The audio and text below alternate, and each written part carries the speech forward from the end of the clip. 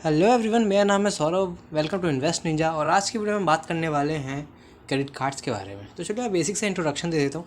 तो credit card क्या होता है कि बैंक्स जो है वो आपके बिहाफ पे पेमेंट कर देते हैं, वो भी इंस्टेंटली। जहाँ पे हो सकता है आपके पास कैश ना हो और एटीएम से आप ज़्यादा पैसे नहीं निकाल सकते, वहाँ पे आप अपने क्रेडिट कार्ड से ट्रांजेक्शन कर सकते हो। है इसमें फ़ायदा होता है कि आप इंस्टेंटली पेमेंट कर देते हो और बाद में पेमेंट अपना धीरे धीरे करके पे कर सकते हो, जिसमें कि आपको 30 से 50 दिन के लिए इंटरेस्ट फ्री लोन मिलता है। डिपेंड करता है आपका क्रेडिट कार्ड कौन सा है उस पर इस पर क्रेडिट लिमिट होती है, यानी कि ऐसा नहीं है कि आपका पैसा समझ के कितना भी उड़ाते जाओगे। क्रेडिट लिमिट जैसे कि 50,000, 60,000, 1 लाख तक के आप पैसे उड़ा सकते हो। वो डिपेंड करता है आपके क्रेडिट स्कोर पे या फिर सिविल स्कोर पे और आपकी सैलरी पे। अब सिविल स्कोर क्या होता है कि अगर सिविल स्कोर अच्छा है तो यानी कि 750 से 900 पॉइंट्स तक का आपका सिविल स्कोर होना चाहिए। और अगर वो 350 से 400 तक के आसपास का है तो वो एक बुरा सिविल स्कोर है, यानी कि वो उतना अच्छा नहीं है। मतलब क्रेडिट कार्ड वाले भी तुम्हारा रिपोर्ट कार्ड देखेंगे यार। अब माना है क्रेडिट कार्ड यूं ही हर गली में बदनाम हो रखा है, बट तुम्हारी पड़ोस वाली क्रश की तरह इसका भी एक खूबसूरत चेहरा है, यानी कि इसके एडवांटेजेस। तो इसका पहला एडवांटेज है इमीडिएट पेमेंट। आपको ज़्यादा देर भटकना नहीं पड़ता, आपको बस क्रेडिट कार्ड देना है और आपकी पेमेंट हो जाएगी। तो ये होता है इसका पहला फ़ायदा, इमीडिएट पेमेंट।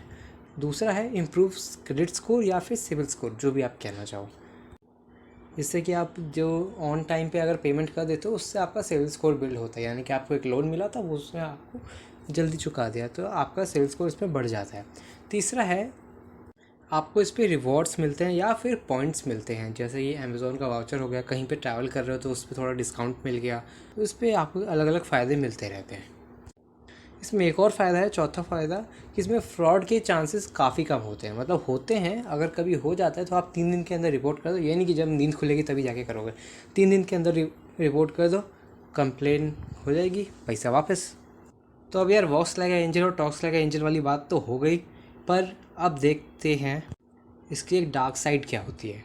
बट मैं तुम्हें बता दूं कि ये सब तुम पे डिपेंड करता है कि तुम क्रेडिट कार्ड को यूज़ करते कैसे हो। तो चलिए जानते हैं इसके डिसएडवांटेजेस।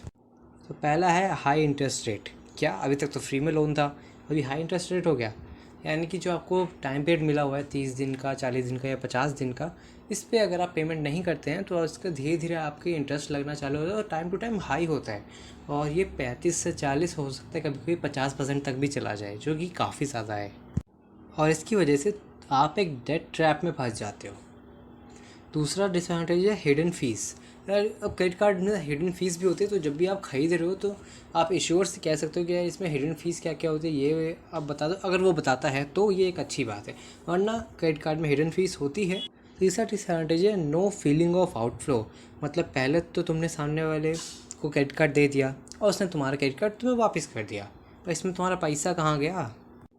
तुम्हारा पैसा गया है भाई, तुम्हारी जेब खाली हुई है, पर तुम्हें ऐसा फीलिंग बिल्कुल नहीं आ रही है। मतलब क्रेडिट कार्ड लेके आए थे, क्रेडिट कार्ड ही लेके जाएंगे वाली बात हो गई, लेकिन तुम्हारा पैसा जा रहा है यार, और वो फीलिंग तुम्हें नहीं आ रही।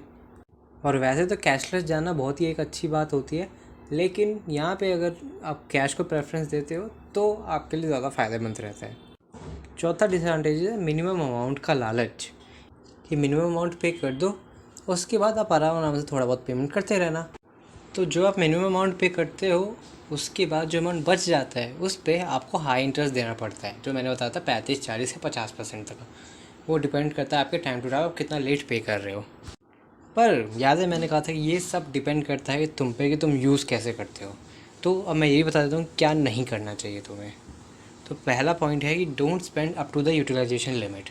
यानी कि आपको एक रेशियो मिला होता है कि आप 30% के रेशियो पे, 40% पे, और उससे ज़्यादा करते हो तो आपका सिविल स्कोर बढ़ता कम है बल्कि घट जाता है।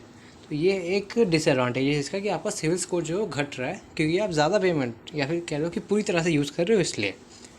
दूसरा पॉइंट है don't withdraw cash from ATM. यानी कि इस पर क्या है कि आपको इंटरेस्ट फ्री अमाउंट जो है वो बिल्कुल भी नहीं मिलता है। आपने सोचा तो था कि आपको इंटरेस्ट फ्री लोन मिल जाएगा अगले 30 से 40 दिनों के लिए, बट इस पर मिलता है ऐसा कुछ भी नहीं है। तीसरा पॉइंट है don't think of minimum payment. यानी कि जो मैंने अभी अभी लास्ट में पॉइंट बताया था कि जो मिनिमम पेमेंट है, मिनिमम पेमेंट मत करो, पूरी पेमेंट करो, ताकि आप पे कोई इंटरेस्ट ना लगे कोई नेक्स्ट लेवल वाला। ओके, एंड रिमेंबर पे बिल्स बिफोर टाइम। यानी जितने भी बिल्स है उसके मान लो अगर आपको 50 दिन या 45 दिन मिले हैं तो 5 दिन पहले, 1 हफ्ते पहले, जितना भी आपके पास टाइम उससे 1 हफ्ते पहले भरने की सोचो। आपके पास एक मिनिमम अमाउंट होना चाहिए, यानी कि अगर बैंक में आपके 50,000 है तो आप खर्च भी उतना ही करोगे जितना आप पे कर सकते हो। ओके। एंड इसका एक बेनिफिट और होता है कि you get a expense tracker, यानी कि आपको कोई एक्सपेंस ट्रैकर अलग से रखने की ज़रूरत नहीं है मोबाइल में। अगर आप ज़्यादातर क्रेडिट कार्ड यूज़ करते हो तो आपको एक रिपोर्ट मिल जाती है कि मैंने यहाँ पैसा उड़ाया, यहाँ माल फूका है, तो पता चलता रहेगा कि कितनी ऐशा चल रही है ज़िंदगी में। तो आज की वीडियो में इतना ही, मिलते हैं अगली वीडियो में, तब तक के लिए बाय बाय।